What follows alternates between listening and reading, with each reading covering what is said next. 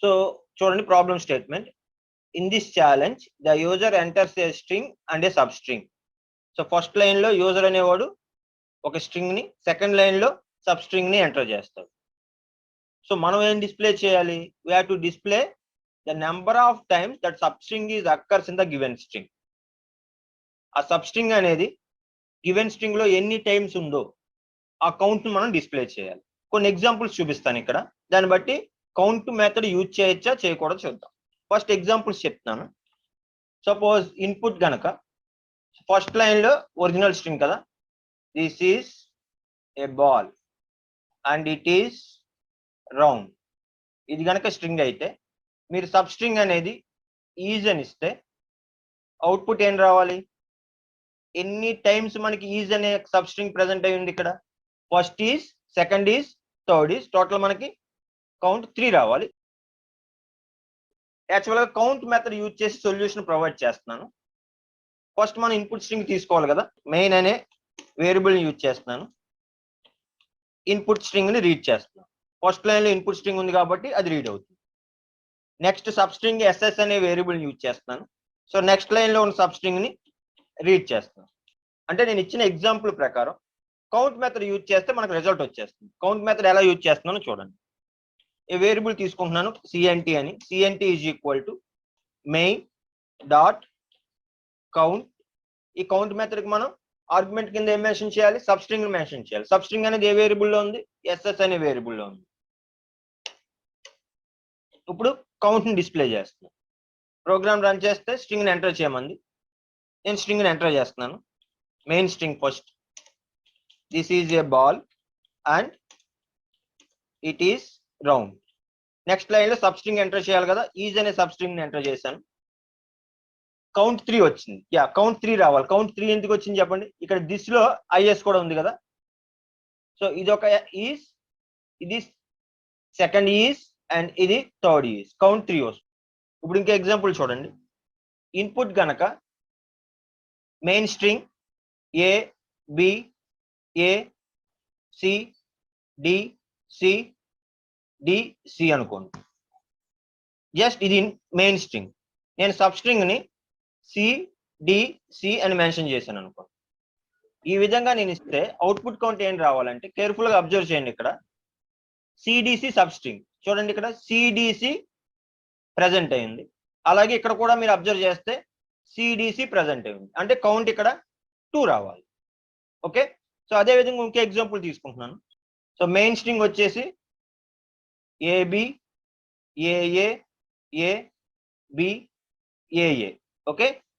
So sub string వచ్చేసి ఏఏ. So ఇప్పుడు అవుట్పుట్ ఏం రావాలి? కేర్ఫుల్ గా అబ్జర్వ్ చేయండి. ఇక్కడ సబ్ స్ట్రింగ్ ఏఏ. సో ఎన్ని ఏఏలు ఉన్నాయి చూడండి. ఇక్కడ ఏఏ ఉంది, కౌంట్ 1 అవుతుంది. ఇది కూడా ఏఏ, కౌంట్ 2 అవుతుంది. ఇది కూడా ఏఏ, కౌంట్ 3 అవుతుంది. అంటే ఇక్కడ అవుట్పుట్ 3 రావాలి. ఈ విధంగా నాకు అవుట్పుట్ రావాలి. ఈ విధంగా అవుట్పుట్ రావాలంటే కౌంట్ మెథడ్ సరిపోతుందా? చూడండి, కౌంట్ మెథడ్ యూజ్ చేస్తే రిజల్ట్ వస్తుందో లేదో చూద్దాం. ఈ ఇన్పుట్స్ కి మళ్ళీ ప్రోగ్రామ్ రన్ చేస్తున్నాను. సో ఇన్పుట్ స్ట్రింగ్ ఏంటి? AB AC DC DC. Substring ఏంటి? సిడిసి. మనకు 1 టైమే వచ్చింది. సిడిసిని ఈ ఒక్క సిడిసినే కన్సిడర్ చేసుకోండి. సో కౌంట్ మెథడ్ తో మనం దీన్ని సాల్వ్ చేయలేం. మరి ఏ విధంగా సాల్వ్ చేయొచ్చు?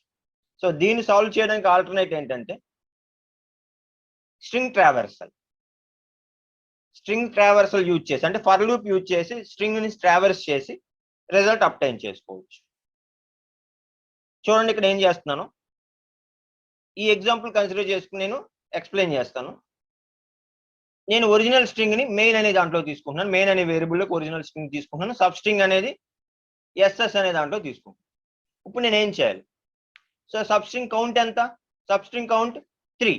సో మెయిన్ స్ట్రింగ్ కౌంట్ నేను n1 లో తీసుకుంటున్నా. n1 ఎంత అవుతుంది? మెయిన్ స్ట్రింగ్ కౌంట్ ఎన్ని క్యారెక్టర్స్ ఉన్నాయి? 1 2 3 4 5 6 7 8 క్యారెక్టర్స్. 8. n2 అంటే sub string count. Sub string count ఎంత? 3 క్యారెక్టర్స్. సో 3 వస్తుంది. సో నేను ఏం చేస్తున్నానంటే, so first main string first character నుంచి 3 క్యారెక్టర్స్ ని స్కాన్ చేస్తాను. ఫస్ట్ 3 క్యారెక్టర్స్ ఏమున్నాయి? ఏబిఏ. సో ఈ ఏబిఏని సబ్ స్ట్రింగ్ తో కంపేర్ చేస్తున్నాను. రెండు మ్యాచ్ అవ్వలే. So no match. So initial గా కౌంట్ 0 ఉంది అనుకోండి. ఇనిషియల్ గా కౌంట్ 0 ఉంది, నో మ్యాచ్ కాబట్టి కౌంట్ 0లోనే ఉండిపోయింది. సో నెక్స్ట్ ఏం చేస్తానంటే నెక్స్ట్ బిఏసి సెకండ్ క్యారెక్టర్ నుంచి స్టార్ట్ అయ్యా బిఏసి, ఈ బిఏసి 3 క్యారెక్టర్స్ ని ఎక్స్ట్రాక్ట్ చేసుకుని ఆ బిఏసిని సబ్ స్ట్రింగ్ తో కంపేర్ చేశాను, రెండు మ్యాచ్ అవ్వలేదు కాబట్టి కౌంట్ 0లోనే ఉండిపోతుంది. సో నెక్స్ట్ ఏం చేయాలి, థర్డ్ క్యారెక్టర్ నుంచి స్టార్ట్ అయ్యి 3 క్యారెక్టర్స్ ని కన్సిడర్ చేయాలి. సో థర్డ్ క్యారెక్టర్ ఏముంది ఇక్కడ ఏసిడి. సో ఏసిడిని నేను ఎక్స్ట్రాక్ట్ చేశాను. So ACD is not matched with sub string, again count 0 కిందే ఉంటుంది. సో నెక్స్ట్ ఏం చేయాలి, నెక్స్ట్ క్యారెక్టర్ నుంచి 3 క్యారెక్టర్స్ కౌంట్ తీసుకోవాలి. నెక్స్ట్ క్యారెక్టర్ ఎంత ఉంది, సి ఉంది, సిడిసి. ఈ సిడిసి అనేది సబ్ స్ట్రింగ్ తో మ్యాచ్ అయింది. నేనేం చేయాలి, కౌంట్ ని ఇంక్రిమెంట్ చేయాలి. ఇప్పుడు కౌంట్ ఏమవుతుంది, 1 అవుతుంది. ఓకే, సో ఈ క్యారెక్టర్ నుంచి స్టార్ట్ అయ్యాను కదా, నెక్స్ట్ ఈ క్యారెక్టర్ నుంచి స్టార్ట్ అవుతా, అంటే డి నుంచి స్టార్ట్ అవ్వాలి. నెక్స్ట్ క్యారెక్టర్ నుంచి 3 క్యారెక్టర్స్ ఎక్స్ట్రాక్ట్ చేస్తాను. ఏమొచ్చింది, డిసిడి వచ్చింది. DCD is not matched with sub string, so count ఏమి మోడిఫై అవ్వదు. ఆ తర్వాత ఎక్కడి నుంచి స్టార్ట్ అవ్వాలి, నెక్స్ట్ క్యారెక్టర్ ఏముంది, CDC. CDC is matched with sub string, so count ఏం చేయాలి, ఇంక్రిమెంట్ చేయాలి 2. సో నెక్స్ట్ మూవ్ అయితే 3 క్యారెక్టర్స్ రావు కదా, సో ఎక్కడితో ఆగిపోవాలి, ఈ సితో మనం ఆగిపోవాలి.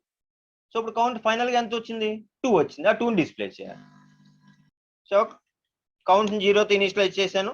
సో దానికన్నా ముందు మనకి ఏం కావాలి, 2 more వేరియబుల్స్ కావాలి to hold the length of main string as well as sub string. n1 I am using to hold the length of the main string. Len function I am using len of main. Okay, so next I am using n2 as a variable to hold the length of substring, len of ss. So మనకు కావాల్సిన variables అన్ని వచ్చేసినాయి. ఇప్పుడు for loop run చేస్తున్నాం. For I in range n1 minus n2 plus 1. So ఇప్పుడు ఏం చేయాలి నేను, సో I 0 నుంచి స్టార్ట్ అయింది, కాబట్టి ఇక్కడ ఏం చేసాం, ఫస్ట్ 3 క్యారెక్టర్స్ ని ఫస్ట్ ఎక్స్ట్రాక్ట్ చేసాం. ఫస్ట్ 3 క్యారెక్టర్స్ అని ఎందుకు అంటున్నాను నేను, n2 అనేది 3 కాబట్టి, n2 2 అయితే 2 క్యారెక్టర్స్ ఎక్స్ట్రాక్ట్ చేయాలి, n2 5 అయితే 5 క్యారెక్టర్స్ ఎక్స్ట్రాక్ట్ చేయాలి. సో దానికి జనరలైజ్ చేసి కోడ్ రాస్తున్నాను చూడండి. ఇఫ్ మెయిన్ ఆఫ్, సో ఐలో 0 ఉంది, ఫస్ట్ 0 నుంచి స్టార్ట్ అయ్యి ఎక్కడి వరకు వెళ్ళాలి, ఇండెక్స్ స్లైసింగ్ చేస్తున్నాను నేను, I plus 3. Sub string length 3 అయితే 3, కానీ ఇక్కడ సబ్ స్ట్రింగ్ లెంత్ మనకి ఎక్కడ ఉంది, n2 అనే వేరియబుల్లో ఉంది, కాబట్టి up to n2 is equal to sub string equal అయితే, అంటే ఎక్స్ట్రాక్ట్ చేసిన 3 క్యారెక్టర్స్ మన ఎగ్జాంపుల్లో సబ్ స్ట్రింగ్ లో ఉన్న సిడిసికి ఈక్వల్ అయితే ఏం చేయాలి, మనం కౌంట్ ని ఇంక్రిమెంట్ చేయాలి. Count equal to count plus 1. దాన్ని ఎలా రాయొచ్చు, count plus is equal to 1 అయినా రాయొచ్చు. సో ఈ విధంగా చేయడం వల్ల మన కౌంట్ లోకి ఫైనల్ వాల్యూ వచ్చేసి ఇప్పుడు డిస్ప్లే చేస్తున్నాను. ప్రింట్, ఇక్కడ సిఎన్టీ అనే వేరియబుల్ తీసుకున్నాను, కౌంట్ కాదు సిఎన్టీ అని తీసుకున్నాను. Then I'm displaying CNT. I'm running it, AB AC DC DC, substring ఏంటి, సిడిసి, కౌంట్ 2 వచ్చింది. సో అలాగే ఇంకో ఎగ్జాంపుల్ ఏం తీసుకున్నాను, ఇక్కడ ఏబి ఏఏ ఏబి ఏఏ, మళ్ళీ రన్ చేస్తున్నాను, ఏబి ఏఏ ఏబి ఏఏ, సబ్ స్ట్రింగ్ ఏం తీసుకున్నాను, ఏఏ తీసుకున్నాను, కౌంట్ 3 వచ్చింది. సో ఇక్కడ మన కౌంట్ 3 రావాలిగా, కౌంట్ 3 వచ్చింది.